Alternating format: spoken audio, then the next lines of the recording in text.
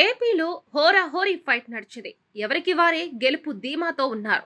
Polling శాతం పెరగడం తమకు అనుకూలమని టీడీపీ కూటమి విశ్వసిస్తోంది. అయితే అదంతా పాజిటివ్ ఓటింగ్ అని వైసీపీ భావిస్తోంది. సీఎంగా జగన్ విశాఖలో జూన్ 9న ప్రమాణ స్వీకారం చేస్తారని మంత్రి బొత్స ప్రకటించారు. అదే సమయంలో టీడీపీ నుంచి కూడా అదే ధీమా వ్యక్తమవుతుంది. చంద్రబాబు తప్పకుండా సీఎంగా ప్రమాణ స్వీకారం చేస్తారని కూటమి పార్టీలు అభిప్రాయపడుతున్నాయి. మరోవైపు రాష్ట్ర వ్యాప్తంగా అల్లర్లు కొనసాగుతున్నాయి. ఇటువంటి సమయంలో ఆపద్ధర్మ సీఎంగా జగన్ తక్షణ చర్యలకు ఉపక్రమించాలి, కానీ ఆయన విదేశాలకు వెళ్లిపోయారు. కుటుంబంతో సహా విహారయాత్రలకు యూరప్ వెళ్లారు. ఇటువంటి సమయంలో చంద్రబాబు తెరపైకి వచ్చారు. వరుసగా సమీక్షలు జరుపుతున్నారు. గవర్నర్తో పాటు ఎలక్షన్ కమిషన్ కు వరుసగా లేఖలు రాస్తున్నారు. రాష్ట్రంలో ఉన్న పరిస్థితిని తెలియజేస్తున్నారు.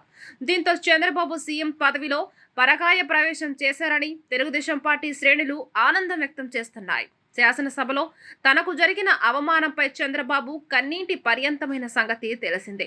మళ్లీ తాను సీఎంగానే హౌస్లో అడుగు పెడతానని శపథం చేశారు. ఇప్పుడు ఇది జరిగి తీరుతుందని టీడీపీ శ్రేణులు నమ్మకంగా చెబుతున్నాయి. ఇప్పటికే బాస్ ఎంటర్ అయ్యారని టీడీపీ సోషల్ మీడియా తెగ ప్రచారం చేసుకుంటుంది. 3 కీలక అంశాలపై చంద్రబాబు సమీక్షలు జరిపారు.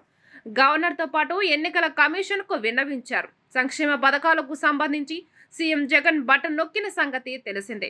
అయితే ఎన్నికలకు ముందు రాజకీయ లబ్ధి కోసమే అదంతా చేశారని నాడు విపక్షాలు అభ్యంతరాలు వ్యక్తం చేయడంతో ఖాతాల్లో నగదు జమ కాలేదు. పోలింగ్ జరిగిన తర్వాత ప్రభుత్వం పట్టించుకోలేదు. అయితే సంక్షేమ పథకాల నిధులను కాంట్రాక్టర్లకు చెల్లించేందుకు ప్రభుత్వం పావులు కదిపింది. దీంతో చంద్రబాబు నేరుగా గవర్నర్కు లేఖ రాశారు. తక్షణం సంక్షేమ పథకాల లబ్ధిదారుల ఖాతాల్లో నగదు జమ చేయాలని కోరారు. దీంతో గవర్నర్ ఆదేశాల మేరకు ఆ నిధులు విడుదలయ్యాయి. ఏపీలో అల్లర్లకు సంబంధించి ఎలక్షన్ కమిషన్కు చంద్రబాబు ప్రత్యేకంగా లేఖ రాశారు. ఏపీలో కేంద్ర బలగాలను పెట్టాలని కోరారు.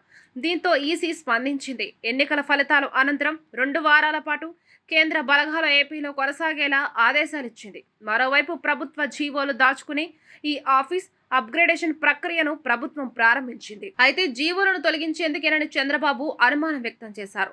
తప్పుడు నిర్ణయాలు జీవోలను పక్కదారి పట్టించేందుకు ప్రయత్నిస్తున్నారని, తక్షణం ఆ పనులు నిలిపివేయాలని చంద్రబాబు కోరారు. దీనిపై స్పందించిన ఈసీ ఆ ప్రక్రియను నిలిపివేయించింది. ఇలా చంద్రబాబు సమీక్షలు జరుపుకోవడం, వాటికి గవర్నర్తో పాటు ఈసీ ఆమోదముద్ర వేయడంతో చంద్రబాబు సీఎం పదవిలోకి పరకాయ ప్రవేశం చేశారని విశ్లేషకులు అభిప్రాయపడుతున్నారు. తెలుగుదేశం పార్టీ సైతం పెద్ద ఎత్తున ప్రచారం చేసుకుంటుంది.